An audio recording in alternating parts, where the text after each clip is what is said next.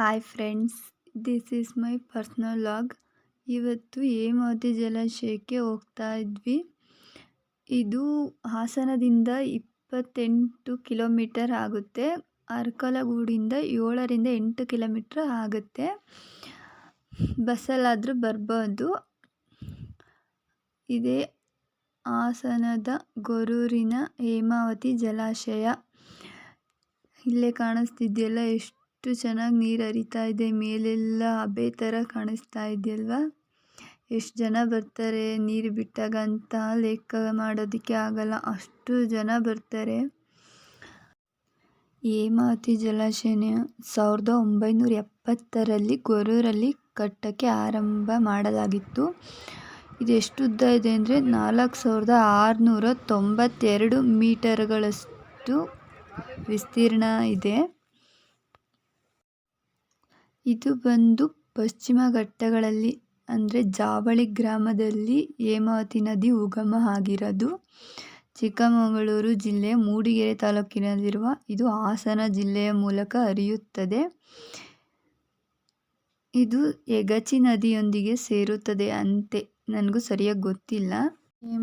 ಹೇಮಾವತಿ ನದಿಯಲ್ಲಿ 3 ಬಾಗಿಲುಗಳಿವೆ. ಇದು ಏರಿ. ಈ ಕಡೆ ಎಲ್ಲರೂ ಓಡಾಡೋ ಜಾಗ ಇಲ್ಲ, ಅಲ್ಲಿಂದನೇ ಬರಬೇಕು ಹೇಮಾವತಿ ಜಲಾಶಯಕ್ಕೆ. ಇದು ಬಂದು ಸುರಂಗ ಮಾರ್ಗ, ಅಂದರೆ ಸುರಂಗ ಇದೆಯಂತೆ, ನನಗೂ ಸರಿಯಾಗಿ ಗೊತ್ತಿಲ್ಲ. ನಾನು ಇದೇ ಫಸ್ಟು ಡ್ಯಾಮ್ ನೋಡೋದಕ್ಕೆ ಅಂತ ಬಂದಿರೋದು. ಇಲ್ಲಿ ಪೊಲೀಸರು ಇರ್ತಾರೆ. ತುಂಬ ಚೆನ್ನಾಗಿದೆ. ಡೇಂಜರಸ್ ಪ್ಲೇಸ್ ಅಂತ ಬೇರೆ ಬರ್ತಿದ್ದಾರೆ ಇಲ್ಲಿ. ಇಲ್ಲಿಂದ ಸುರಂಗ ಮಾರ್ಗ, ಇಲ್ಲೇನೋ ದೇವರಿದೆ ಅಂತ ಹೇಳ್ತಾರೆ. ತುಂಬ ಚೆನ್ನಾಗಿತ್ತು ಡ್ಯಾಮ್ ಹತ್ರ. ನೀವು ಕೂಡ ಒಂದ್ಸಲ ಬಂದು ನೋಡಿದರೆ ಪ್ರತಿ ಸಲ ಹೋಗ್ತೀರ, ಅಷ್ಟು ಚೆನ್ನಾಗಿದೆ. ಎಷ್ಟು ಜನ ಬರ್ತಾರೆ ನೋಡಿ ಇಲ್ಲಿಗೆ. ಫೋಟೋ ತಗೊಳ್ಳೋಣ ಅಂತ ಟ್ರೈ ಮಾಡಿದ್ವಿ, ಫೋಟೋ ತಗೊಳ್ಳೋದಕ್ಕೆಲ್ಲ ಆಗಲಿಲ್ಲ. ಫೋನ್ ಎಲ್ಲ ನೆಂದೋಗಿ ಕ್ಯಾಮ್ರಾ ಎಲ್ಲ ಕಾಣಿಸ್ತಾನೆ ಇರಲಿಲ್ಲ, ಆ ಥರ ಆಗಿತ್ತು. ಅದು ಈ ಕಡೆ ಬಂದು ಒಂದು 4 ಫೋಟೋ ಚೆನ್ನಾಗಿ ತೆಕ್ಕೊಂಡ್ವಿ. ಆಮೇಲೆ ಮಳೆ ಬೇರೆ ಬಂತು, ವಾಪಸ್ ಬಂದ್ವಿ.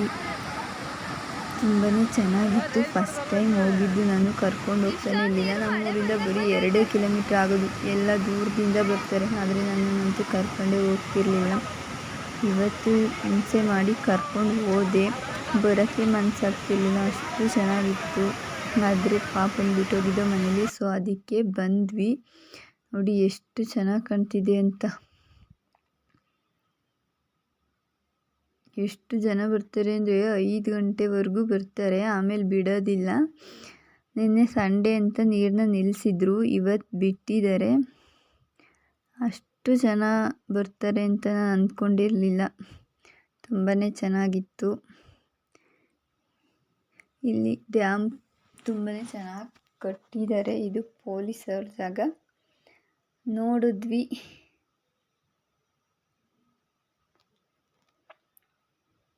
ತುಂಬಾ ಚೆನ್ನಾಗಿತ್ತು.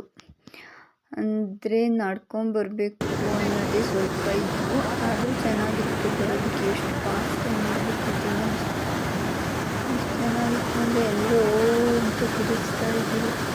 ಅಷ್ಟು ಚೆನ್ನಾಗಿದೆ.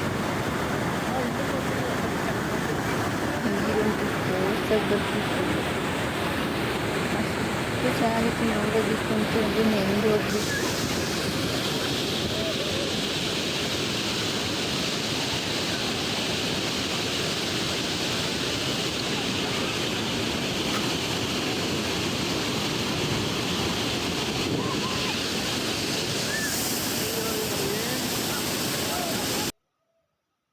ಈ ಹೇಮಾವತಿ ಜಲಾಶಯನ ವಿಶ್ವೇಶ್ವರಯ್ಯನವರು ಕಟ್ಟಿಸಿದ್ದು. ನಾವು ಕಾಲೇಜ್ಗೆ ಸ್ಕೂಲ್ಗೆ ಹೋಗ್ಬೇಕಾದ್ರೆ ಇದ್ರ ಬಗ್ಗೆ ಹೇಳ್ತಾಯಿದ್ರು. ಇವಾಗ ಆಲ್ರೆಡಿ ಎಲ್ಲ ಮರ್ತೋದಂಗಾಗಿದೆ, ಅಷ್ಟು ನೆನಪಿರ್ತಿಲ್ಲ ಇವಾಗ. ಫಸ್ಟ್ ಆದರೆ ಓದ್ತಿದ್ವಲ್ಲ, ಆವಾಗ ನೆನಪಿರ್ತಾಯಿತ್ತು, ಇವಾಗ ನೆನಪಿರಲ್ಲ. ಎಲ್ಲ ನೆನಪು ಬರ್ತಾಯಿತ್ತು, ಅವಾಗ ಓದಿದ್ವಲ್ಲ ಅನ್ನೋದಿಲ್ಲ. ಡ್ಯಾಮ್ನ ನೋಡಬೇಕಾದ್ರೆ ಎಷ್ಟು ಚೆನ್ನಾಗಿದೆ ನೋಡಿ. ನೀರೆಲ್ಲ ಮೇಲೆಲ್ಲ ಮಳೆ ಬೇರೆ ಬರ್ತಾಯಿತ್ತು, ಫೋನೆಲ್ಲ ನೆಂದೋಗ್ತಾಯಿತ್ತು. ಫೈನಲಿ ನೋಡ್ಕೊಂಡು ಬಂದ್ವಿ ಜಲಾಶಯನ. ಮನೆಗೆ ಹೋಗ್ತಾ ಇದ್ದೀವಿ. ಆದರೂ ಮತ್ತೆ ತುಂಬ ಜನ ಬರ್ತಾ ಇದ್ದಾರೆ.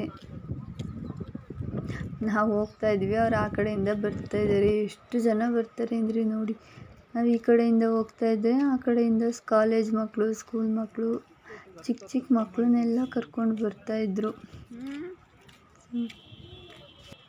ಡ್ಯಾಮ್ಗೆ ಹೋಗುವಾಗ ಯಾರನ್ನಾದ್ರೂ ವಿಚಾರಿಸ್ಕೊಂಡು ಬರಬೇಕು, ಇಲ್ಲಾಂದರೆ ಸಡನ್ನಾಗಿ ನೀರನ್ನ ನಿಲ್ಲಿಸಿರ್ತಾರೆ, ಸುಮ್ಮನೆ ಬಂದು ವಾಪಸ್ ಹೋಗಬೇಕಾಗುತ್ತೆ. ನಿನ್ನೆ ಸಂಡೇ ಅಂತ ನಿಲ್ಲಿಸಿದ್ರಲ್ವ, ಆ ಥರ ನಿಲ್ಲಿಸಿರ್ತಾರೆ. ಗೊತ್ತಿರೋರನ್ನ ವಿಚಾರಿಸ್ಬೇಕು, ನೀರು ಬಿಟ್ಟಿದ್ದಾರಾ ಇಲ್ವಾ ಅಂತ. ಇಲ್ಲಾಂದರೆ ಸುಮ್ಮನೆ ವೇಸ್ಟ್ ಆಗುತ್ತೆ. ಬಂದಿದ್ದು ದೂರದಿಂದ ಬರೋರಾದರೆ ಆ ಥರ ಮಾಡಿ ವಿಚಾರಿಸ್ಕೊಂಡು ಬರಬೇಕು. ಇದು ನೈಟ್ ಹೊತ್ತು ಲೈಟ್ಸ್ನ ಆನ್ ಮಾಡ್ತಾರಲ್ವ, ಆ ಥರ ಎಷ್ಟು ಚೆನ್ನಾಗಿ ಕಾಣ್ತಾರೆ. ಭಾರತದ ಮ್ಯಾಪ್ ಬಣ್ಣ